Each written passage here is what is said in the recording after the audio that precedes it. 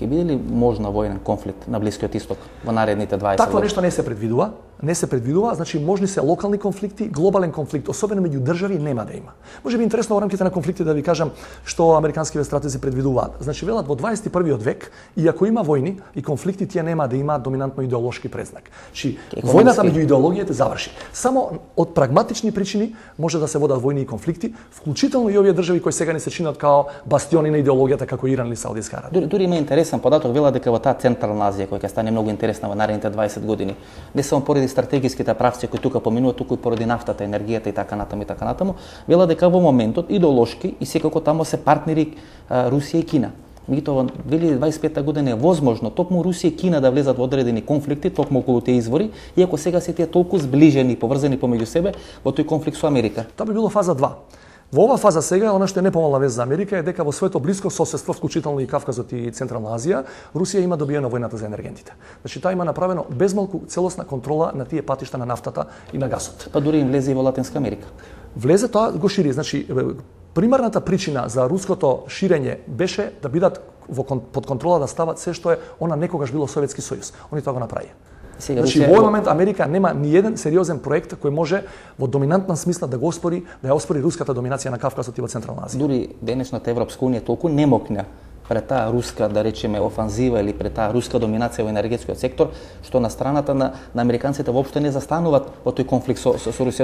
Дури не знам, Шредер па подоцна и Меркел во француската се придружуваат на посилниот, а не се не опонираат. Берлускони така натаму имаат многу поблиски односи со Путин и со Медведев колку што има со Буш. Значи се придружуваат на појакиот. А не опонираат. Да, така ќе остане. Ето Русија.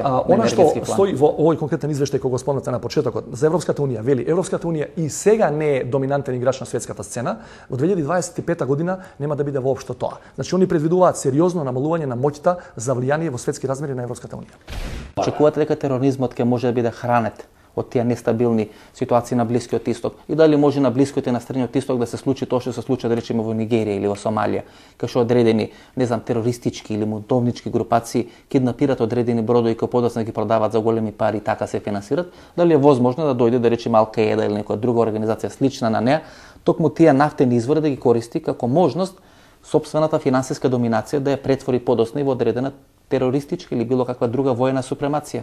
Ја мислам дека клучот на ова прашање лежи во фактот што исламскиот фундаментализам или радикалниот фундаментализам се наоѓа во директна корелациона врска со идниот однос на силите во светот, односно со таа идна светска карта за која ја изборуваат американците во 2025 година. Вие мислите како американците го губат својот примат, се повеќе ќе користат тој исламски фундаментализам. Долго време исламскиот фундаментализам беше адот во рацете на американците, и во војната со русите, и во војната со кинезите, во некои конфликти со индиците. Има проценки дека во токму во тие три држави, кои се можеби потенцијално најголема закана за американците, ќе се игра токму на таа религиозна карта. Одговорот е многу едноставен. Само ако си го поставите прашањето, чив производ беше Бин Ладен и Ал-Каида во времето на руската инвазија на Авганистан, и потоа чив производ е Бин Ладен и неговата Ал-Каида во денешно време кога американците извршија инвазија над Ирак. Веројатно е многу интересен тој податок дека најголем извозник на нафта во 2025 година ќе биде токму Бразил, односно државата која до пред 30 години всушност беше зависна од увозот на светска нафта.